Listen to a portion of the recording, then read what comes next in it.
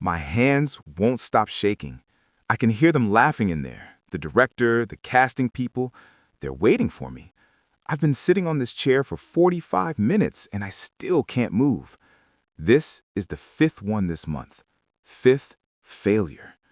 The door opens. Next, I stand up. My legs feel like they're not mine.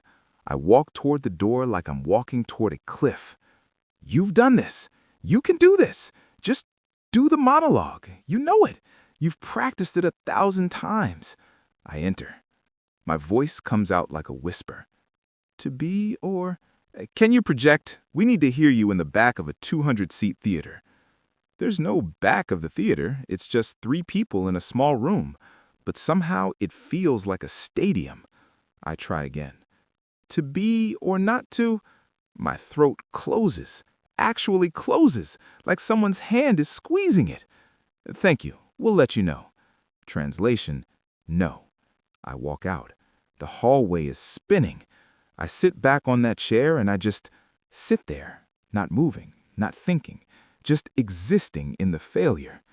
Then someone sits next to me, an older man, maybe 60. He's wearing a theater scarf, the kind people wear when they actually belong in this world. Rough one? Why is he talking to me? Yeah, I say.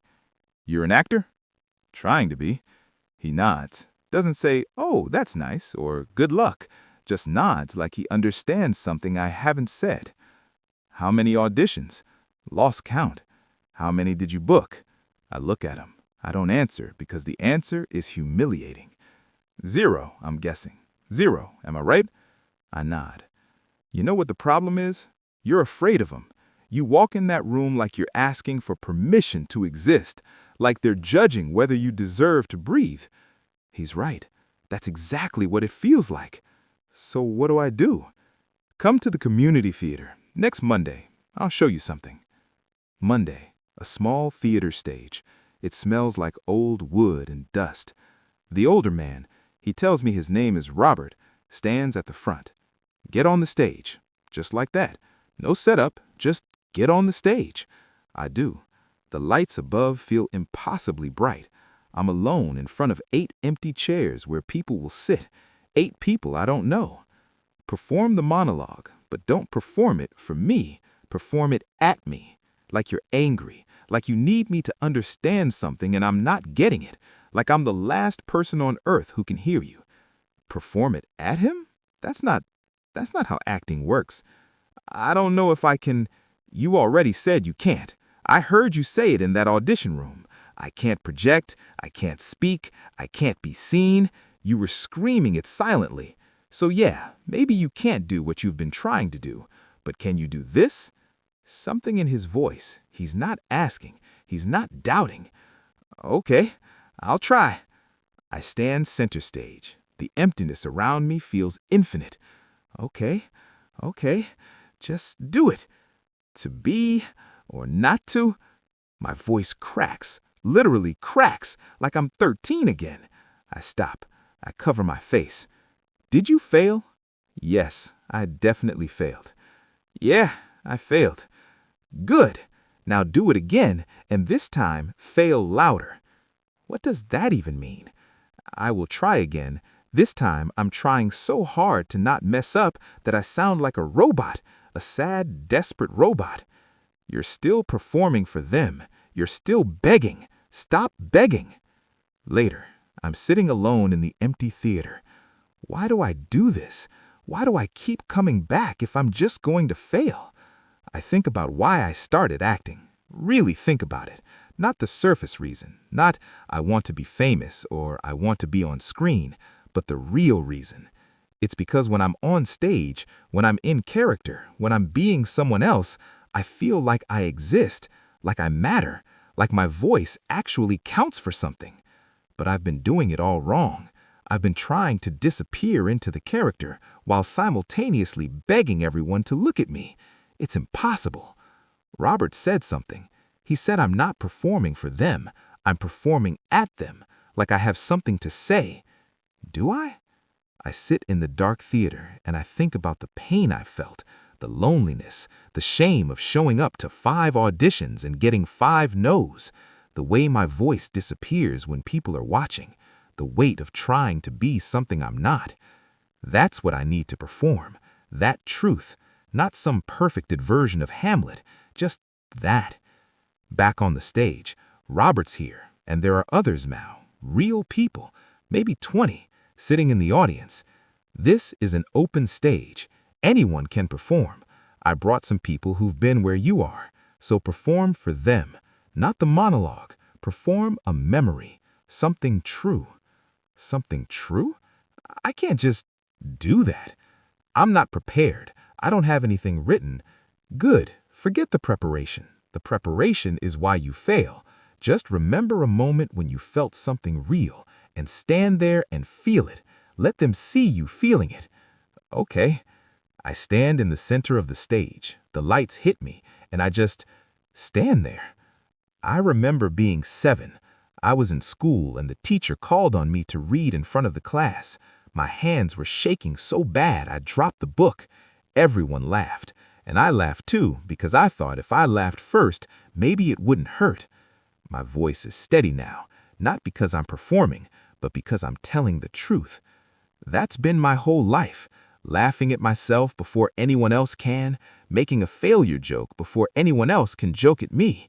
And I think today, right now, I'm done with that. The silence after is heavy, real, no applause, just people listening. The next week, a real audition for a local production of Our Town. This is different this time. I can feel it. I'm different. The director sits at a table with his assistant. Same setup as always, but I'm not sitting outside for 45 minutes. I'm standing. I'm ready. What do you have for us? I'm doing stage manager, the opening monologue, and I'm going to do it like I'm talking to my best friend, telling him about the town I love. I don't wait for permission. I just started, and I feel it. I feel the words. They're mine now, not Shakespeare, not someone else's words. My words, my voice, my truth wrapped in someone else's lines. When I finish, the director and his assistant look at each other. That was really good. Can you come back Thursday for callbacks? Callbacks? I've never gotten callbacks before. Yeah, I can. 3 weeks later, the callback. The callback after that, the rehearsals. I'm in the show. I booked the role. But now it's not about getting the part. Now it's about doing the part. I go to every rehearsal early. I stayed up late. I run my lines before bed. I think about the stage manager in the shower.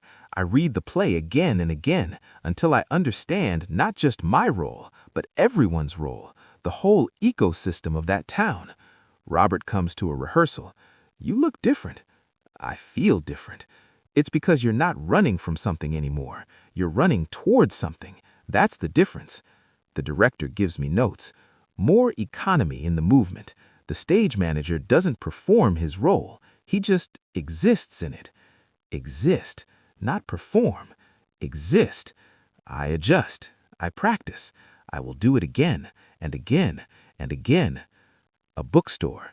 I'm buying a collection of plays, then a memoir by an actor, then a book on voice technique. I'm investing in myself, not with money I had to spare, with money I was saving for rent, but I'm doing it anyway, because for the first time, I believe this investment will pay off. I take a voice class, a movement class. I start going to see plays instead of just avoiding them. And I change physically. I stand taller. I've been eating better because I'm actually thinking about what my body needs. I've been sleeping better because I'm not drowning in anxiety. I catch my reflection in a window and I don't look away. That's me. I'm allowed to look. 3 days before opening night, an empty rehearsal room. Robert's here again. I'm sitting on the edge of the stage and I'm crying, full, real tears. I'm terrified. Of what? That I'll get out there and I'll freeze. That I'll go back to being that person who can't speak. That this was all just, I don't know, a fluke. Robert sits next to me. You know what you learned? What?